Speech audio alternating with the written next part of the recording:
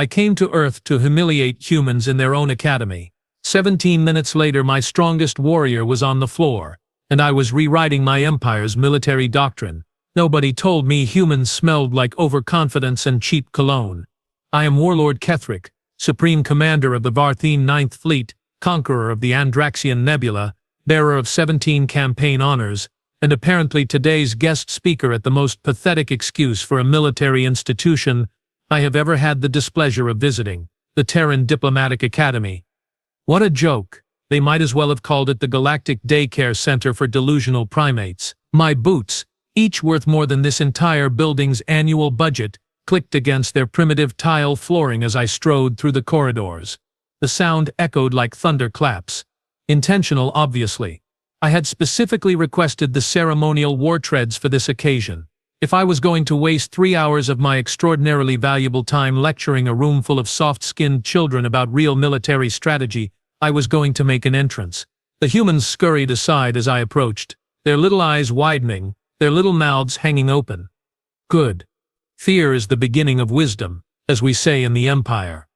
Though looking at these specimens, I doubted wisdom would ever make an appearance, beginning or otherwise. Ambassador Pelton, a nervous little creature with gray hair and a smile that looked physically painful to maintain, rushed forward to greet me.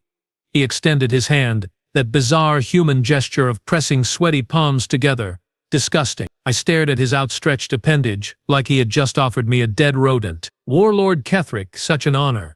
Such a tremendous honor, he babbled, his hand slowly drooping back to his side.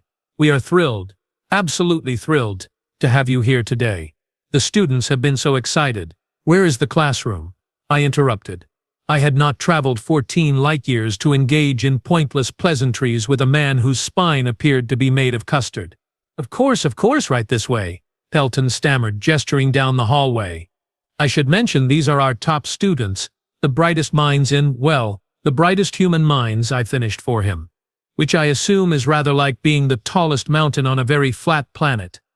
Impressive to you, perhaps, less so to those of us who have seen actual mountains. Pelton's smile twitched but held. Remarkable, really. The humans did have one useful skill, I had to admit. They were exceptional at swallowing their pride, probably from centuries of practice. The classroom doors parted, and I entered to find 37 pairs of eyes locked onto me. 37 young humans, sitting in neat little rows, their uniforms crisp, their faces eager, like baby birds waiting to be fed. How adorable! How utterly, completely adorable. I am 3 heads taller than the average human, with 4 arms instead of their pitiful 2, skin like armored plate, and enough natural bioelectric charge running through my body to power one of their small cities. My species evolved on a world where the gravity would crush these fragile creatures into paste, where the predators made their fictional monsters look like house pets. We had conquered 47 star systems before humans even figured out agriculture, and they thought they could learn military strategy. From books? In classrooms? With desks? I positioned myself at the front of the room, all 4 of my arms crossed in a display of casual dominance. Good morning, children, I began, letting the word children hang in the air like an insult. Because it was one, I am here today because your government in its infinite optimism believes that you can somehow contribute to galactic security. I am here to provide you with what your education has clearly been missing: reality. A few students shifted in their seats. One in the back, a young woman with red hair tied back in a practical knot, met my gaze without flinching. Interesting. Stupid but interesting. Allow me to demonstrate something, I continued, warming to my theme. How many of you believe humanity deserves a seat on the Galactic Security Council? Hands shot up. Of course they did. Humans and their precious self-importance, I smiled, showing all 46 of my teeth. Wonderful. Then perhaps one of you would like to volunteer for an educational demonstration.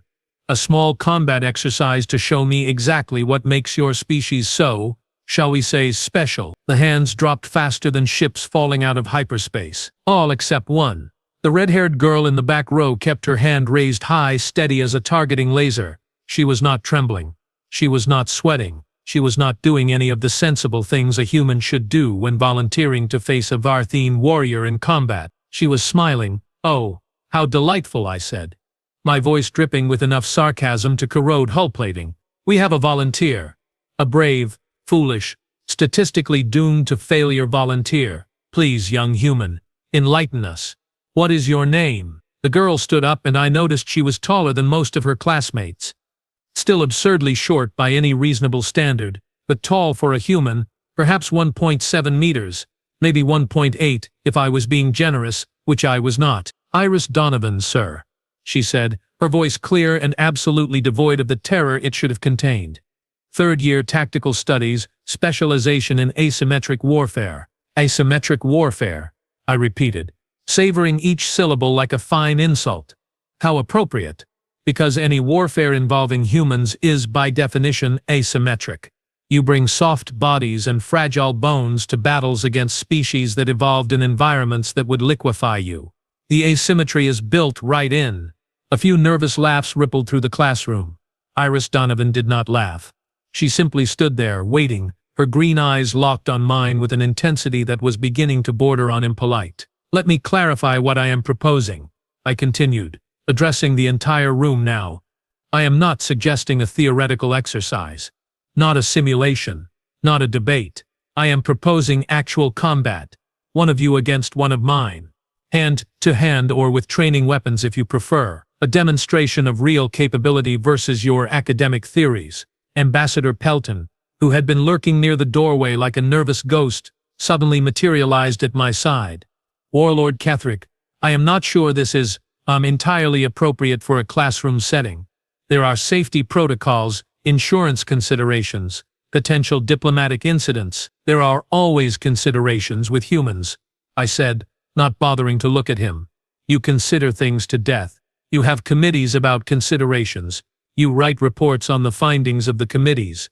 Meanwhile, real warriors act. I turned my full attention back to Iris Donovan. You still wish to participate, girl. Even knowing that I will select my finest warrior. Even understanding that you will lose badly, painfully, and in front of all your peers. Even accepting that this will likely end your fantasy of being taken seriously in military circles. Yes, sir, she said simply. I accept your challenge. The confidence was breathtaking. Also breathtakingly idiotic. But I had to admire the sheer audacity. It was like watching a mouse challenge a fusion reactor to an arm wrestling match. Technically, the mouse had free will.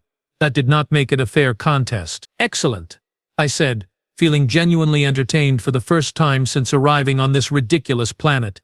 Then let me introduce you to your opponent. I activated my communication implant with a thought, sending a pulse to my ship in orbit. Vexmore report to the Academy training facility.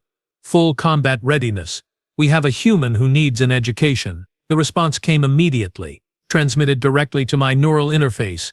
Acknowledged, Warlord. Arrival in 6 minutes. I smiled at the classroom, spreading all 4 arms wide in a gesture of theatrical generosity. 6 minutes.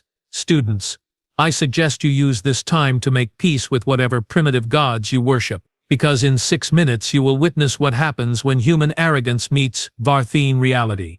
Miss Donovan here has just volunteered to become a cautionary tale, a learning opportunity, if you will. Something you can tell your grandchildren about, assuming any of you reproduce, which statistically speaking is questionable. Iris Donovan walked toward the front of the classroom, her steps measured and calm. Where should we do this? She asked. The gymnasium, Pelton squeaked. We have a gymnasium with safety mats and medical staff and, oh dear, so many liability forms. Perfect, I said. Safety mats. Because those will definitely make a difference. The entire class stood and began filing toward the door. Some looked excited. Most looked horrified. A few were already recording with their primitive devices, probably planning to sell the footage of their classmates' humiliation to whatever passed for entertainment networks in human society. Iris Donovan walked beside me, somehow managing to keep pace despite her comically short legs. I have one request, Warlord Ketherick, she said. Oh, you have requests now? I laughed. A sound like grinding metal plates. Please, enlighten me. Would you like me to fight left-handed? No. Wait. You people only have 2 hands. Should I fight left two-handed? No, she said, that infuriating smile still on her face. I just want to make sure your fighter is actually your best. I would hate for you to hold back and then claim it was not a fair demonstration when I win. When she wins. When. This was going to be even more entertaining than I thought. The gymnasium was laughably inadequate, as expected. A large rectangular space with wooden floors, some climbing equipment bolted to the walls, and those promised safety mats that looked about as useful as tissue paper against a plasma cannon. The humans had cleared a circular area in the center, approximately 15 meters in diameter. They had also, I noticed with amusement, stationed 3 medical personnel along the perimeter. 3. As if quantity would somehow compensate for the inevitable, the students formed a loose semicircle around the combat zone, maintaining a respectful or perhaps fearful distance. Ambassador Pelton was speaking rapidly into a communication device, probably alerting someone important that his career was about to end. I savored a brief moment of satisfaction at that thought. Then the gymnasium doors exploded inward. Not literally. Though Vexmore certainly had the capability, he simply pushed them open with enough force that they slammed against the walls with a bang that made every human in the room jump. Every human except Iris Donovan, I noticed. She simply turned, assessed, and waited. Vexmore entered like a walking natural disaster. He stood 2.8 meters tall, built like a siege weapon, wrapped in muscle, and covered in the traditional combat plates of our warrior caste. His skin was darker than mine, a deep bronze that indicated generations of warrior breeding. 4 arms, obviously, each corded with enough muscle to bend steel. His face was all angles and edges, with eyes that glowed a faint amber, a genetic modification common among our elite fighters that enhanced visual processing speed. He wore his combat harness, festooned with the tokens of his victories. 32 campaign ribbons, 17 personal combat decorations, one particularly notable trophy from the Siege of Kelmar 7, where he had single-handedly held a breach point against 43 enemy soldiers for 6 hours. 43 enemies entered that corridor. 0 left it alive. Warlord Kethric, Vexmore said, his voice like gravel being crushed in a vice. He crossed all 4 arms over his chest in salute. You summoned me for combat. Indeed, Vexmore, I said, gesturing toward Iris Donovan with one hand while the other 3 remained casually at my sides. This human believes she can defeat you in single combat. I thought you might find that amusing. Vexmore's gaze shifted to Iris. He studied her for a long, silent moment. His expression did not change. He did not smile. He did not sneer. He simply processed the information with the cold efficiency of a tactical computer analyzing an irrelevant data point. That human is 63 kilograms, Vexmore said flatly. I am 217 kilograms. That human has 2 arms, I have 4. That human's bone density is approximately 60% of mine. Her muscle fiber composition is inferior for rapid force generation. Her reaction time, even accounting for above-average human specimens, will be approximately 40% slower than mine. He paused, tilting his head slightly. Is this a joke, Warlord? No joke, I assured him. An educational demonstration. Show these students what real combat capability looks like. Try not to break her too badly. Humans are surprisingly fragile, and the paperwork for killing one during a diplomatic visit is apparently quite extensive. Iris Donovan, throughout this entire exchange, had been doing something peculiar. She was stretching, not nervous fidgeting or anxiety-driven movement, actual, methodical stretching. She bent at the waist, touching her toes easily. She rotated her shoulders. She did a few quick hops, testing her footwork on the gymnasium floor. She looked like someone preparing for a light exercise session, not a fight against a warrior who had survived 314 combat engagements without a single defeat. What are the rules? She asked, addressing me directly while continuing her stretches. Rules? I laughed. This is combat, not a board game. The rule is you fight until one of you cannot continue. We will use training weapons instead of live blades, because Ambassador Pelton appears to be having a small nervous breakdown already, and actual bloodshed might finish him off entirely. Vexmore moved to the equipment rack along the wall and selected 2 practice staffs. They were made of dense polymer, designed to simulate the weight and balance of traditional Varchin combat staves. Each was 2 meters long and weighed approximately 8 kilograms. He twirled them both casually in his upper 2 arms, the weapons becoming blurs of motion. Show off. Iris walked to the same equipment rack. She examined the various training weapons available. Staffs of different lengths. Practice blades. Shock batons set to training mode. Protective equipment hanging on hooks. She selected a single staff, shorter than Vexmore's choices, perhaps 1.5 meters. She tested its weight, spun it once experimentally, and nodded to herself. Then she walked to the center of the combat circle and waited.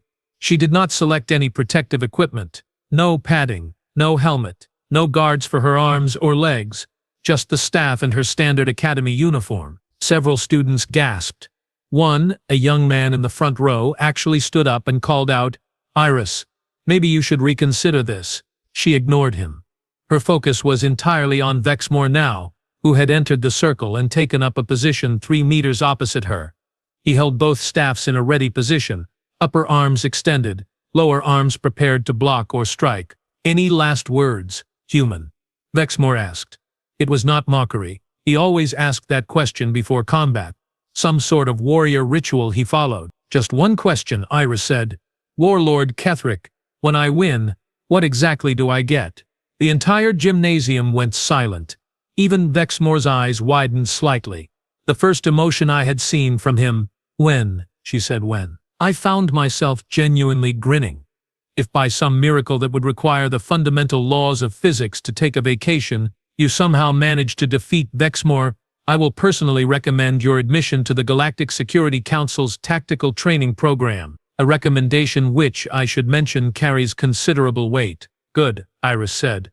"I will hold you to that." Vexmore raised both staffs. "Ready position," he announced. Iris raised her single staff. "Ready." I lifted one arm high. "Begin." Vexmore moved first, because of course he did. Patience is a virtue, but so is overwhelming your opponent before they have time to think. He closed the 3-meter distance in exactly 0.7 seconds, his lower staff sweeping toward Iris's legs while his upper staff drove toward her center mass. A classic pincer strike, designed to force an opponent to choose which attack to block, guaranteeing that the other would connect. Iris chose neither. She dropped straight down, flat to the ground, letting both staffs pass harmlessly through the space where her body had been a fraction of a second earlier. Then, while Vexmore's momentum carried him forward, she rolled sideways and came up behind him, already swinging her staff toward the back of his knee joint. Vexmore twisted with impressive speed, blocking the strike with his lower left arm while simultaneously bringing his right staff around in a vicious horizontal arc aimed at Iris's head. The move would have decapitated a less observant opponent. Iris was not less observant. She ducked under the strike, the staff passing so close to her skull that it disturbed her tied-back hair, and immediately lunged forward, driving the tip of her staff toward Vexmore's center of gravity. He sidestepped, caught her staff with his lower right hand, and yanked hard, attempting to pull her off balance and into range of a follow-up strike. Iris let go of the staff, just released it completely, and stepped back, leaving Vexmore holding her weapon and looking, for the briefest moment, confused, which was approximately how long it took Iris to grab one of the practice blades from the equipment rack she had deliberately positioned herself near. "Adaptability," I muttered. "Interesting." Vexmore tossed Iris's captured staff aside and adjusted his grip on his own 2 weapons. His expression had shifted from bored efficiency to something closer to focus. Not concern. Not yet. But definitely focus. They circled each other now, Vexmore's superior reach forcing Iris to maintain distance. He feinted left, then right, then struck high with both staffs in a crushing overhead blow that would have shattered a human collarbone into powder. Iris angled her blade and redirected the strike, letting the force slide past her rather than meeting it directly.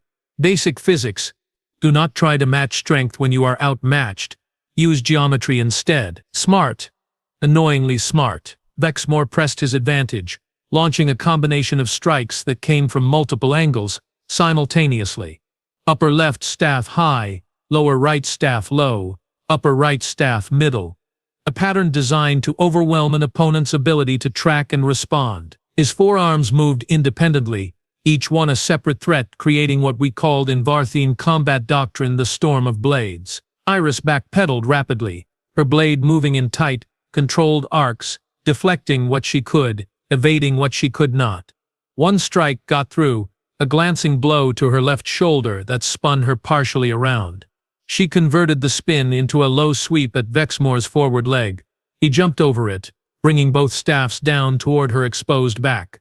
She rolled forward, came up running, and put 5 meters between them before turning to face him again. Her left shoulder would be bruising already. Humans bruised if you looked at them too hard. "First blood to Vexmore," I announced, though blood was perhaps an overstatement. First minor contusion was less dramatic. Several students cheered. Most remained silent, watching with the kind of horrified fascination normally reserved for natural disasters or traffic accidents. Vexmore did not acknowledge my comment.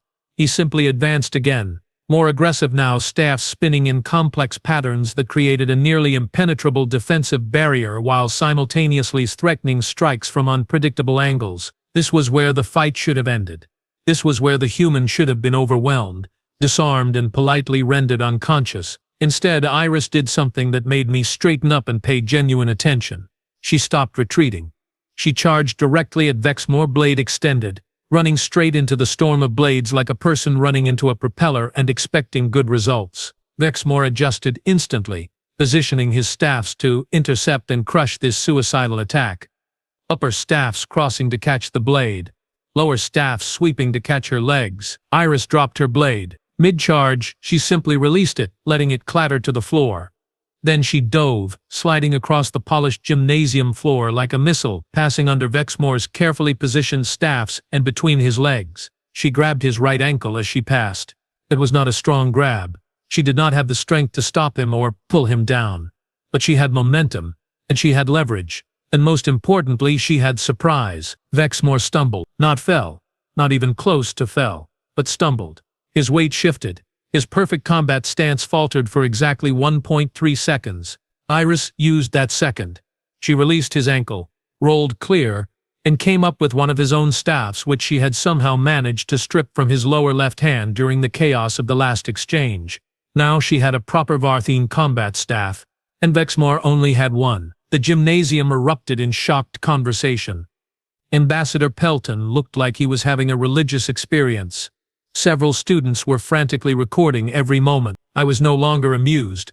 I was confused, and I did not enjoy being confused. Vexmore looked at his empty lower left hand, then at Iris, then back at his hand, as if trying to determine whether reality had malfunctioned. In 314 combat engagements, no one had ever disarmed him. Not once. Not even partially. "You are quick," Vexmore said, and I could hear genuine respect in his voice, which was alarming. "For a human." "You are predictable," Iris replied, breathing hard now, sweat visible on her forehead. "For a Varthene." Oh, that was an insult. A carefully delivered, tactically sound, absolutely infuriating insult. Vexmore's amber eyes brightened. He shifted his remaining staff to his upper arms, freeing his lower arms for grappling. "No more restraint," he said, and I was not entirely sure if he was talking to Iris or to himself. He exploded forward with enough speed that he actually cracked the wooden floor where he had been standing. His remaining staff became a blur. His lower arms reached out like grappling hooks, and his full combat fury was unleashed. This was Vexmore at 80% capacity. The level he used against trained soldiers, against enemy champions, against opponents he actually respected. Iris met him head-on, staff raised, feet planted, and that absolutely insufferable smile still on her face. The impact when they collided sounded like a small vehicle accident. And then things got really interesting. The collision should have sent Iris flying across the gymnasium like a rag doll launched from a catapult. Instead, she angled her body at the last possible microsecond, redirecting Vexmore's charge past her while simultaneously striking the back of his upper right knee with her staff. Not hard, not a damaging blow, just enough to disrupt his stride and send him stumbling forward into the equipment rack with a tremendous crash. He recovered instantly, spinning around with his remaining staff raised, but Iris was already gone, circling to his left side, forcing him to rotate and readjust. That was when I noticed it, the pattern. She was not trying to defeat him through strength or speed. She was studying him. Every exchange, every near miss, every block and parry was a data point. She was learning his rhythm, his preferences, his tells. She was treating this fight like a research project. How very human. How very annoying. Vexmore launched another assault, this time more cautious, more controlled. He had learned not to overcommit. His staff work was precision itself, each strike economical and purposeful. His lower arms remained extended, ready to grapple if she came within range. Iris stayed just outside that range. Barely. She would drift in, almost close enough for him to grab, then slide away at the last moment. Taunting him. Testing him. And if I was reading her expression correctly, calculating something. She is measuring his reach, someone in the crowd whispered. One of the students, a young man with enough sense to recognize tactics when he saw them. She is doing more than that, another student replied. Watch his breathing pattern. She is timing it. They were right.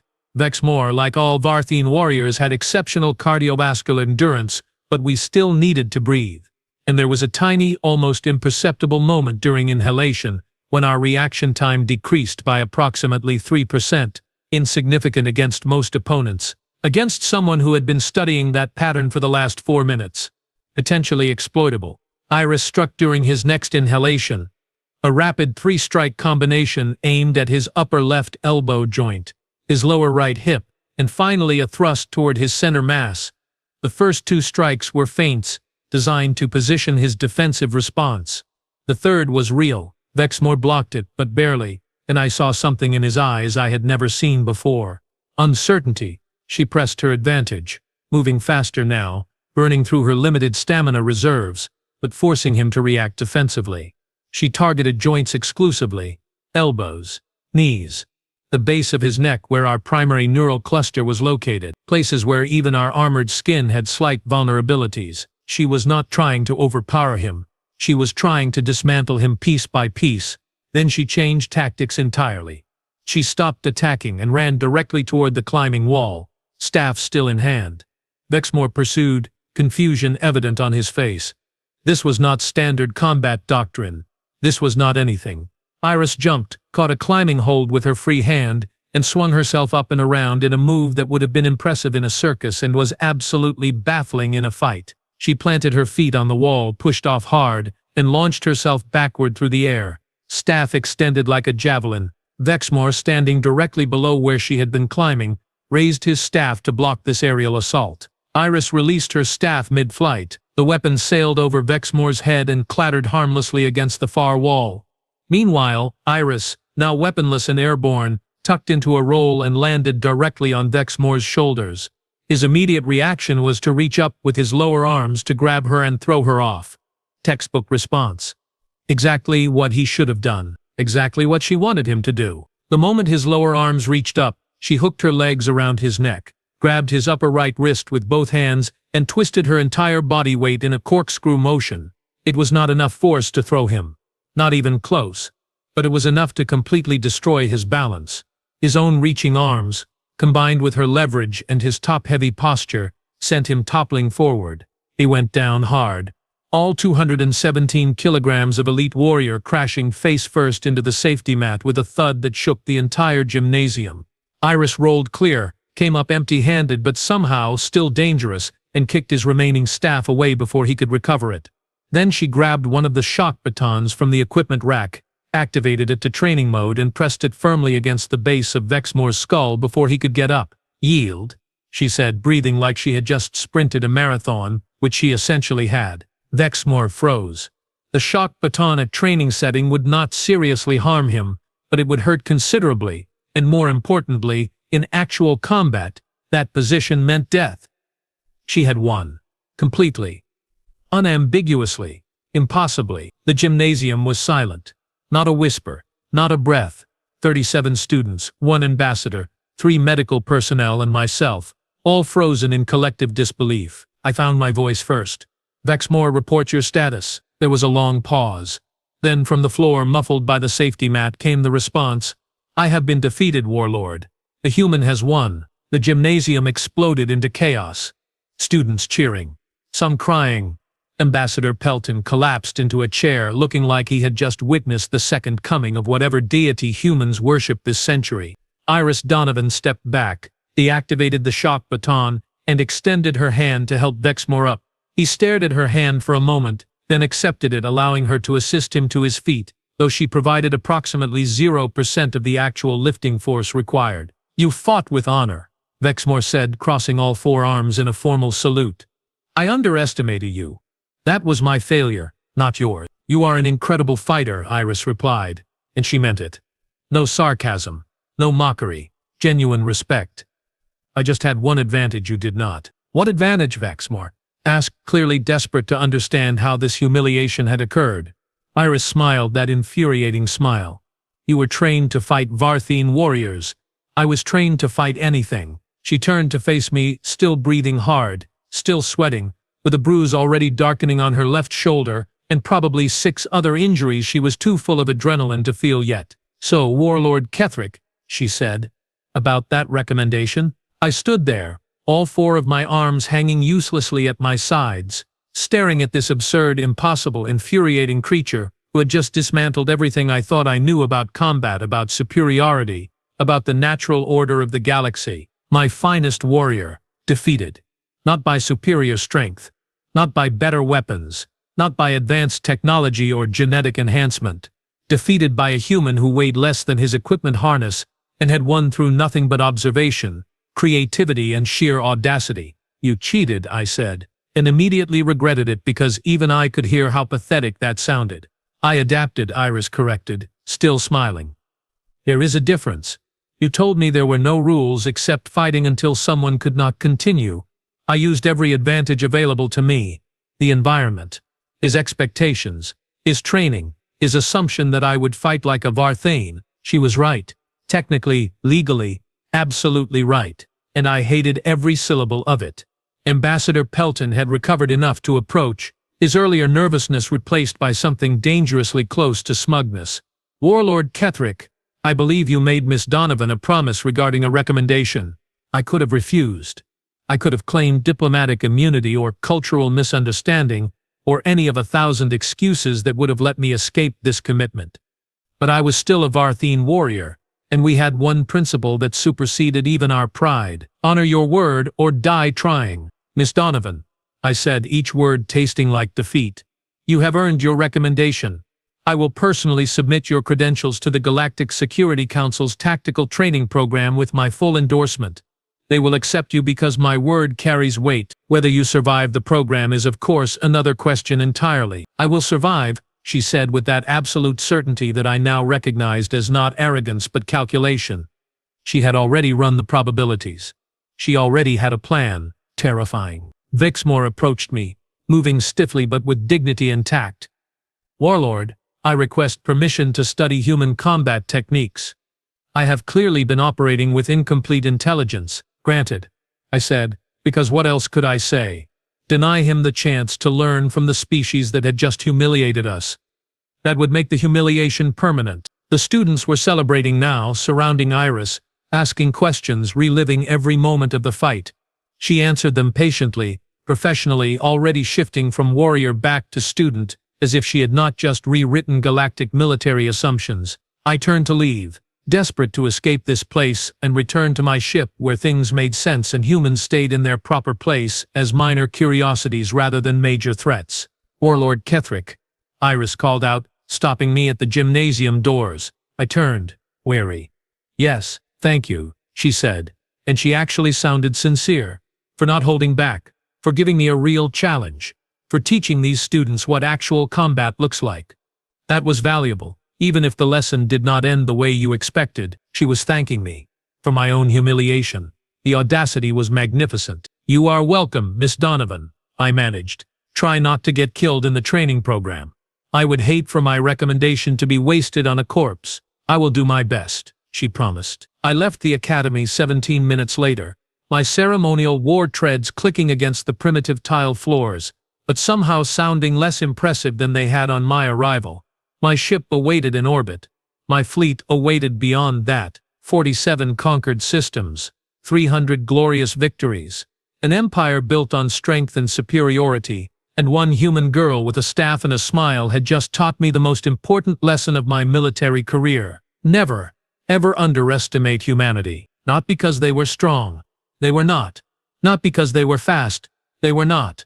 Not because they were naturally superior in any measurable way, but because they refused to fight fair, refused to accept limitations, and most dangerous of all, refused to lose simply because the odds said they should. I made a note in my personal log as my shuttle ascended toward orbit. One simple sentence that I suspected would change Varthine military doctrine for generations. Humans do not win by being better warriors. They win by refusing to fight like warriors at all. Asymmetric warfare indeed. The red-haired girl had tried to tell me from the beginning. I just had not been listening. Typical.